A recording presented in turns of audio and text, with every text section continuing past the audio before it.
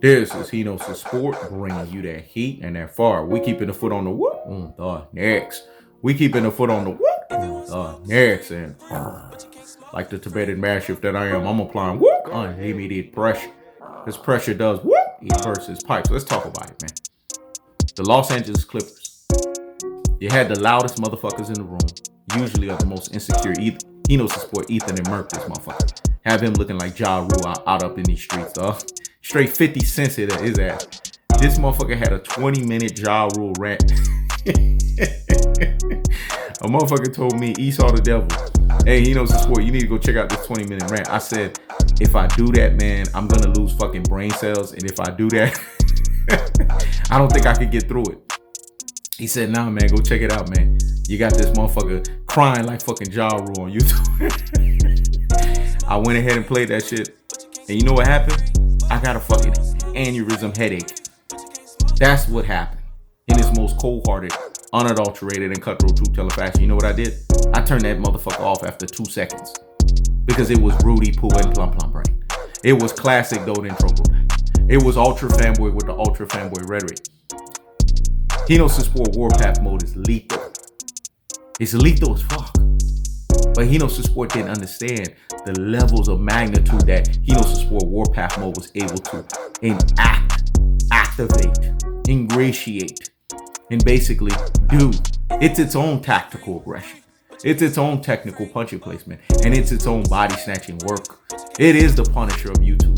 Because it decides your fate like the judge, the jury, and the executioner. Let me say it again. Because what I said was so deep and profound. Let me let that marinate in the corpus callosum and in the cerebellum. Hear me? Hear me? Fucking wow. Henos Sports Warpath mode is the Punisher by trade, dog. Because it decides your fate. It is the judge, the jury, and the executioner. And this is what happens. This is why Henos Sport told you, when you're an ally, stay in your fucking ally lane. Don't become part of the warpath lane.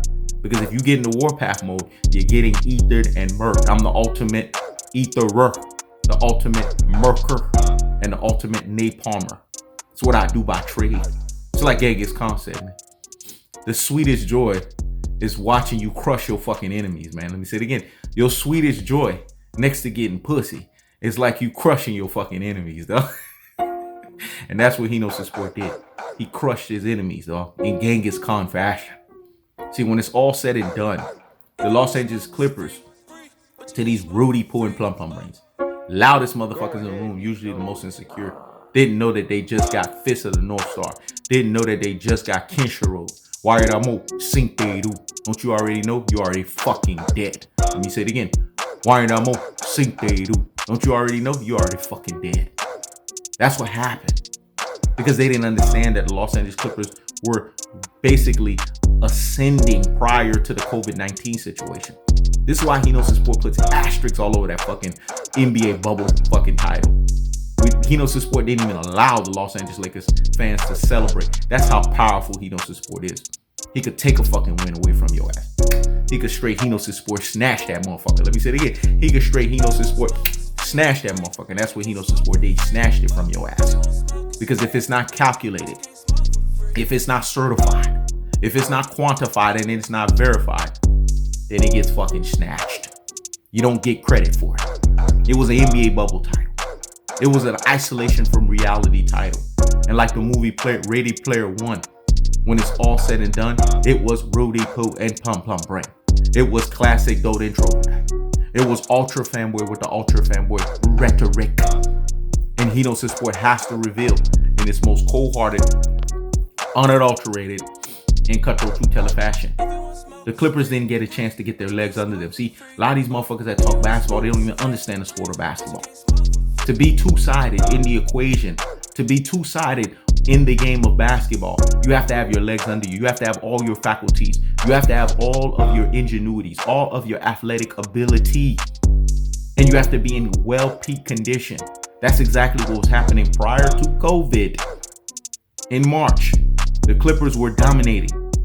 And then they had to sit off for 4.5 months. Didn't have their full team together.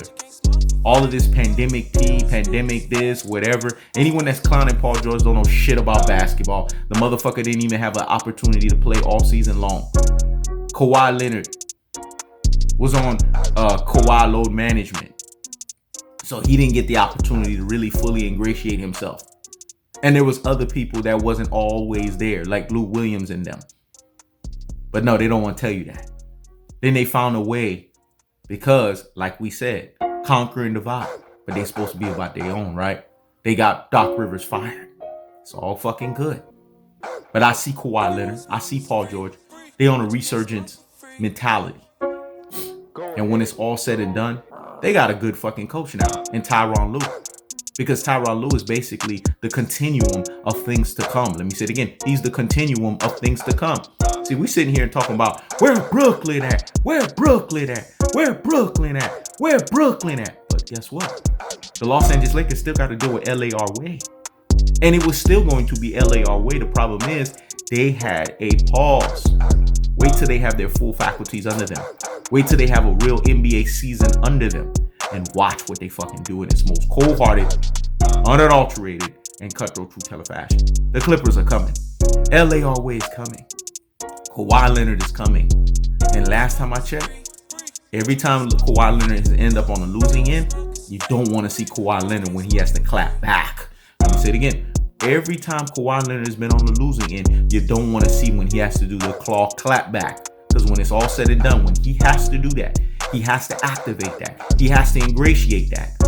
Then LeBron James is going to go back into the fraud fucking James. That's the cold-hearted. That's the unadulterated. And that's the cutthroat true-teller fashion. I keeps the foot on the what? On the next. I keeps the foot on the what? On the next. This is Hino's Sport. Check it out.